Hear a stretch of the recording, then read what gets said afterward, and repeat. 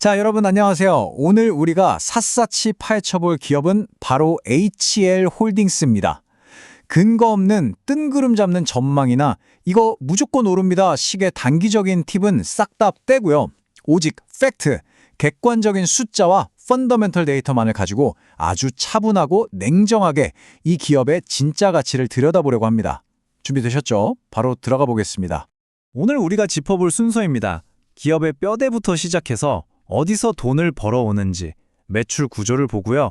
공장은 잘 돌아가는지, 그리고 절대 빠질 수 없는 핵심 재무 데이터와 숨겨진 리스크 요인들까지 쭉 훑어볼 겁니다. 마지막에는 이 모든 데이터를 한데 모아서 종합적인 결론을 내려보겠습니다. 그럼 첫 번째, 기업 개요와 사업 구조부터 본격적으로 시작해볼까요? 흔히 지주회사라고 하면 을의 자회사 지분만 꽉 쥐고 배당만 챙기는 회사를 떠올리기 쉽잖아요. 그런데 HL홀딩스는 좀 다릅니다. 이 회사는 직접 발로 뛰는 이른바 사업형 지주회사예요. 껍데기만 있는 게 아니라 스스로 자동차 부품을 유통하고 직접 제조도 하고 물류 사업까지 꽤나 적극적으로 굴리면서 스스로 캐시를 창출하는 곳입니다. 현재 시장에서 어떻게 평가받고 있는지 현 주소를 한번 보시죠. 주가는 대략 43,000원대 부근에서 움직이고 있고 시가총액은 약 4천억 원을 살짝 밑도는 수준입니다. 여기서 우리가 콕 짚고 넘어가야 할 아주 흥미로운 데이터가 하나 있어요. 바로 지분 구조인데요. 정몽원 회장 측이 35% 넘게 들고 있는 건 그렇다 치고 가치 투자로 굉장히 유명한 VIP 자산운용이 무려 12%나 되는 지분을 보유하고 있다는 겁니다. 시장의 큰 손들이 꽤나 묵직한 신뢰를 보내고 있다는 의미겠죠? 그렇다면 이 회사는 도대체 어디서 그 많은 돈을 벌어오고 있을까요? 두 번째, 주요 제품과 매출 구조로 넘어가 보겠습니다. 화면에 보이시는 이 차트 하나면 설명이 끝납니다. 전체 매출의 무려 69%, 그러니까 3분의 2 이상이 바로 상품 부문에서 쏟아져 나옵니다. 쉽게 말해서 자동차 부품 떼다 파는 유통으로 돈을 쓸어 담고 있다는 거죠. 나머지 28%는 물류나 지분법 수익 같은 기타 부문이고요. 자체적으로 부품을 만드는 제조 비중은 고작 4%에 불과합니다. 결국 이 기업의 진짜 본질은 거대한 자동차 부품 유통망 그 자체라고 보시면 되겠습니다. 그 엄청난 유통 물량은 크게 세 갈래의 파이프라인을 타고 돌아갑니다. 첫 번째는 국내 완성차 공장에 다이렉트로 꽂아주는 거고요. 두 번째는 국내 모듈 업체들을 한번 거쳐서 공급하는 방식입니다. 그리고 세 번째는 바다를 건너서 해외 현지 법인으로 쏴주거나 직접 수출을 띄우는 거죠. 유통망이 국내외로 아주 촘촘하게 잘 짜여 있습니다. 자, 그럼 밖에서 파는 건 알겠고 안에서 공장은 잘 돌아가고 있을까요? 세 번째, 생산 및 설비 가동 현황을 한번 체크해 보겠습니다. 제동장치 생산 데이터를 보면요. 국가별로 온탕과 냉탕이 아주 확실하게 갈립니다. 한국 공장은 가동률이 90%예요. 말 그대로 기계가 쉴 틈 없이 아주 팽팽하게 돌아가고 있습니다. 반면에 미국은 69%, 중국은 57%로 뚝 떨어집니다. 해외 쪽 설비는 다소 헐떡이고 있다는 게 수치로 명확히 드러나죠. 방금 말씀드린 그 뜨거운 국내 공장의 디테일을 좀 더 파헤쳐볼까요? 브레이크 90%, 조향장치 83%, 서스펜션 90%. 전반적인 숫자가 아주 훌륭합니다. 이게 어느 정도냐면 1년에 235일 동안 하루 2교대 8시간씩 꼬박 돌려서 각 부품별로 대략 800만 개씩 물량을 척척 뽑아내고 있다는 얘기입니다. 국내 생산 엔진만큼은 아주 튼튼하게 잘 굴러가고 있다고 확언할 수 있겠네요. 엔진이 잘 돌아가는 건 확인했으니 이제 제일 중요한 돈 이야기를 해볼 차례입니다. 네 번째, 핵심 재무 데이터입니다. 이 회사의 덩치가 어떻게 커지고 있는지 숫자로 한번 보시죠.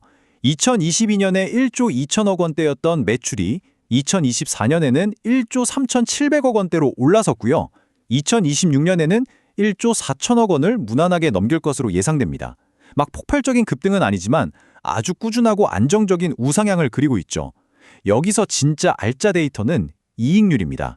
영업이익률이 6%에서 7%대를 아주 단단하게 버텨주고 있거든요. 이 정도 덩치의 유통기반 사업에서 이 정도 방어력이면 꽤나 칭찬할 만합니다. 게다가 밸류에이션 지표를 보면 눈이 번쩍 뜨일 만한 변화가 보입니다. 2024년 기준 17배 수준이던 주가 수익 비율, 즉 PER이 2026년 추정치로는 무려 7.9배까지 반토막 이상 확 떨어집니다. 이 말은 회사가 돈을 더 잘 벌게 되면서 현재 주가가 가지고 있던 고평가 부담이 마치 눈 녹듯이 사라지게 될 거란 뜻입니다. 현금 흐름, 그러니까 꼬박꼬박 꽂히는 돈을 중요하게 보시는 분들은 이 숫자 2,000을 무조건 기억하셔야 합니다. 주당 배당금인데요. 매년 2,000원씩 딱 고정해서 챙겨주고 있습니다. 이걸 2024년 주가 기준으로 환산해보면 무려 5.8%라는 엄청난 배당 수익률이 나옵니다. 은행 예금 이자보다 훨씬 나은 아주 든든한 캐시카우 역할을 톡톡히 해주고 있는 셈이죠. 하지만 세상에 완벽한 기업이 어디 있겠습니까? 이제 차가운 이성을 되찾고 기업 구조에 숨겨진 취약점들을 적나라하게 까발려 볼 시간입니다. 5번째, 주요 리스크 요인입니다. 공식 투자 설명서 같은 문서를 꼼꼼히 들여다보면 아주 새빨간 펜으로 밑줄이 쫙쫙 그어져 있는 핵심 경고가 하나 있습니다. 바로 핵심 자회사인 HR 만도에 대한 의존도가 너무 높다는 거예요. 다시 말해 HR 홀딩스라는 거대한 배의 운명이 만도라는 엔진의 컨디션에 100% 묶여있다는 뜻입니다. 이게 왜 무서운 리스크냐고요? 만약에 글로벌 자동차 시장이 꺾여서 차가 덜 팔리고 그 직격탄으로 HR 만도의 실적이 나빠진다고 한번 가정해 봅시다.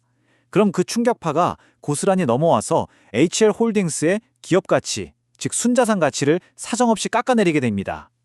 회사가 가진 파이가 쪼그라드니까 자연스럽게 우리가 방금 환호했던 그 달콤한 배당금마저도 흔들릴 수밖에 없는 아주 취약한 구조인 거죠. 여기에 불을 지피는 더 치명적인 리스크가 있습니다. 바로 공급망 현지화인데요. 아까 HL홀딩스의 자체 물류 사업이 계열사 물량으로 굴러간다고 했잖아요. 그런데 지금 HL만도가 미국이나 유럽 현지에서 이제 한국에서 부품 가져오지 말고 우리 현지에서 직접 조달하자라며 전략을 싹 바꾸고 있습니다. 한국 유통망을 패스해버리는 거죠. 이렇게 되면 HL홀딩스가 자체적으로 벌어들이던 알토란 같은 물류 매출은 감소를 피하기가 어렵습니다. 이건 앞으로 다가올 아주 뼈아픈 현실입니다.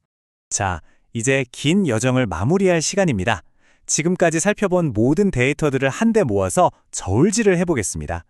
마지막, 투자 요약 및 결론입니다. 이 저울의 한쪽에는 굉장히 묵직하고 단단한 펀더멘탈이 올라가 있습니다. 전체 매출의 69%를 책임지는 흔들림 없는 유통망, 90%라는 훌륭한 국내 공장 가동률, 그리고 매년 2,000원씩 꽂히는 안정적인 배당금까지 정말 매력적인 숫자들입니다. 하지만 저울의 반대편에는 핵심 자회사 HL만도의 글로벌 눈치와 입김에 회사의 가치가 널뛰게 할 수 있는 구조적인 의존성, 그리고 가속화되는 현지화 리스크가 아주 무겁게 균형을 맞추고 있습니다. 결국 오늘 우리가 짚어본 데이터의 종착지는 이 핵심 질문 하나로 좁혀집니다. 5.8%를 꼬박꼬박 챙겨주는 든든한 현금 흐름과 탄탄한 국내 영업망이 주는 이점이 특정 자회사의 미래 성적표에 내 운명을 통째로 맡겨야만 하는 이 구조적 리스크를 감내할 만큼 과연 매력적일까요? 빛나는 데이터와 그 이면의 짙은 그림자, 여러분은 이 숫자들 속에서 어떤 결론을 내리시겠습니까?